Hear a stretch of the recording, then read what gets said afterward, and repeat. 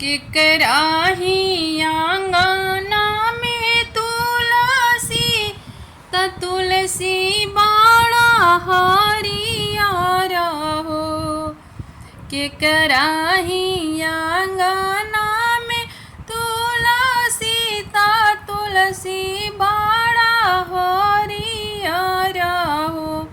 ए सखिया के जे सरजू नहाला के जल ढारेला हो। ए सखिया के जे सरजू नहाला के जल ढारेला हो। केकराही आंगना में तुलसी त तुलसी बाड़ा हरियर हो।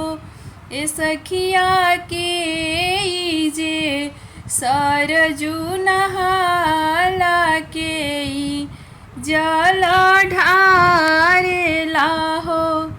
ए सखिया के जे सरजू नहाला के रे जल ढारेला हो। राम की आंगना में तुलसी त तुलसी बाड़ा हरियर हो। राम की आंगना में तुलसी त तुलसी बाड़ा हरियर हो। ए सखिया सीता उठी सरजू नहाली त जलावा चढ़ावेली हो। ए सखिया सीता उठी सरजू नहाली त जलावा चढ़ावली हो। केकराही आंगना में सुंदर सुंदर फूलावा फूला लानू हो। केकराही आंगना में सुंदर सुंदर फूलावा फूला लानू हो। ये सखिया के कराही आंगना में गइयात के चारा डालेला हो। ए सखिया के कराही आंगना में गइयात के चारा डालेना हो। सासू के आंगना में सुंदर सुंदर फूलावा फूला लानू हो। कौशिला के आंगना में सुंदर सुंदर फूलावा फूला लानू हो। ए सखिया दशरथ के आंगना में गइयात सीता चारा डालेली हो। ए सखिया दशरथ के आंगना में गइया ससिया चारा डालेली हो।